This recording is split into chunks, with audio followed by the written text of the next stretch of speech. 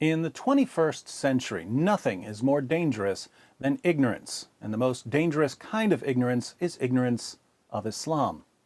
Islam has a lot to say about various groups, Christians, Jews, polytheists, women, and so on, and it's important for these groups to understand what Islam says about them, because what Islam says about them will have an ever-increasing impact on their communities as Islam spreads.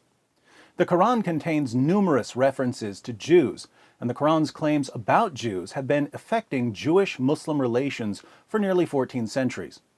For Jewish viewers who would like to know what Islam says about them but don't have much time to study the Muslim sources, I've put together the shortest possible list of relevant Quran verses.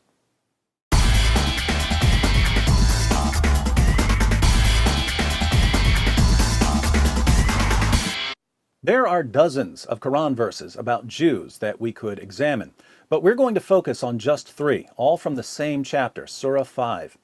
The first verse is Surah 5, verse 32. Chances are, even if you've never studied Islam, you've heard part of this verse at some point because it's the most commonly quoted Quran verse in the West, especially after terrorist attacks.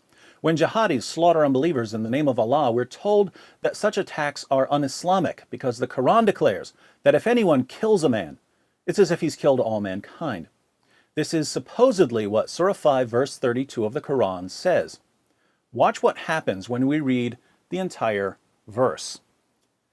Because of that, we ordained for the children of Israel that if anyone killed a person not in retaliation of murder or to spread mischief in the land, it would be as if he killed all mankind.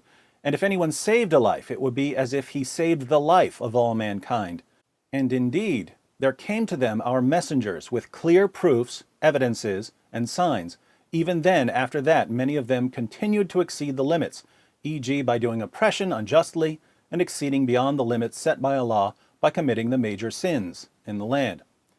Notice four things about this verse. One, the Quran says that this was a revelation for the Jews. We ordained for the children of Israel that if anyone killed a person not in retaliation of murder or to spread mischief in the land, it would be as if he killed all mankind. And we know what the Quran is referring to here. This is a quotation from the Talmud, Mishnah Sanhedrin. The next verse, Surah 5, verse 33, is a revelation for Muslims, and it commands Muslims to dismember and crucify all kinds of people. Two, since this is the standard verse quoted by Muslims to show that Islam is a religion of peace, we should always point out that the most peaceful verse in the Quran is actually a quotation from the Talmud. Three, the Quran says that this Jewish teaching is a revelation from Allah. So according to the Quran, the Talmud, or at least a portion of it, is a revelation from Allah, just as the Torah and the Gospel, according to the Quran, are revelations from Allah. Four, the Quran says that there was an exception to the rule against killing and that Jews could execute people for spreading mischief in the land. If anyone killed a person not in retaliation of murder or to spread mischief in the land, it would be as if he killed all mankind. So Jews, according to the Quran, had authority from Allah to carry out capital punishment for certain crimes committed in the land. Pop quiz for those of you who read the Quran. Which land is the Quran referring to here? Is it A, Canada, B, China, C, Switzerland, or D, Israel? Allah, according to the Quran, gave the children of Israel authority over the land of Israel. Might be good to know that in case it comes up in conversation. Next verse, Surah 5, verse 43. The historical background of this verse is that some Jews came to Muhammad to judge a dispute. Allah responds by saying to Muhammad, "But how do they come to you, O Muhammad, for decision while they have the Torah, in which is the plain decision of Allah? Yet even after that they turn away, for they are not really believers." Allah wants to know why Jews would come to Muhammad when they already had the Torah. Muhammad gives a dramatic illustration of Allah's point in Sunan Abu Dawud 44:49, where we see Muhammad's reaction to the Jews coming to him for judgment. In 7th century Arabia, the person who judged a dispute would sit on a judgment cushion. Watch what Muhammad does. They set out a cushion for the messenger of Allah, and he sat on it. Then he said, "Bring me the Torah." It was brought. And he took the cushion from beneath him and placed the Torah on it and said, "I believe in you and in the one who revealed you." So the Jews bring the Torah. Muhammad speaks to it and says, "I believe in you and in the one who revealed you." Then Muhammad takes the judgment cushion out from under him and puts the Torah on the judgment cushion. According to the Quran, do Jews need Muhammad's revelations? No, because they already have the Torah.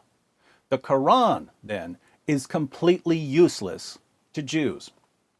Notice also that, contrary to Muslim claims that the Bible has been corrupted, both Muhammad and Allah affirm the inspiration, preservation, and authority of the Torah. Third verse, Surah 5, verse 82.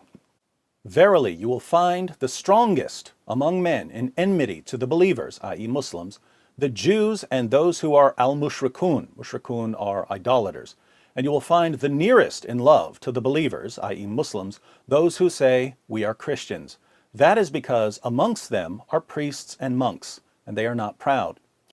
So the greatest enemies of Muslims are Jews and idolaters, and the closest in love to Muslims are Christians. It's interesting how Allah's eternal word, the Quran, changed depending on how Muhammad was feeling. When Muhammad began receiving revelations in Mecca, the message of the Quran was, it's Muslims, Jews, and Christians united as monotheists against the polytheists. Later, Muhammad and his followers moved to Medina, and the Jews rejected him as a prophet. That's when the message of the Quran changed to Muslims and Christians are united against pagans and Jews. Eventually, Christians also rejected him as a prophet, so the message of Islam became, it's Muslims against everyone. Surah 5, verse 82 is obviously from the middle period, when there was still hope that Christians would accept Muhammad. Odd that an eternal book would be so heavily influenced by Muhammad's interactions with non-Muslims. But the Quran's claim that Jews are among the greatest enemies of Islam has had a lasting impact on Muslims and even on their view of future events.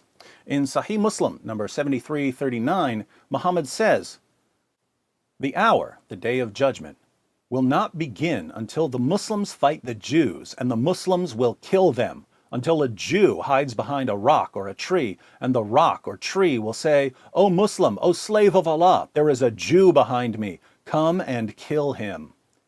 Putting all of this together, the Quran says that Jews were given not only revelations from Allah, including the Torah and the Talmud, but also a piece of land where Jews could enforce their laws against those who make mischief.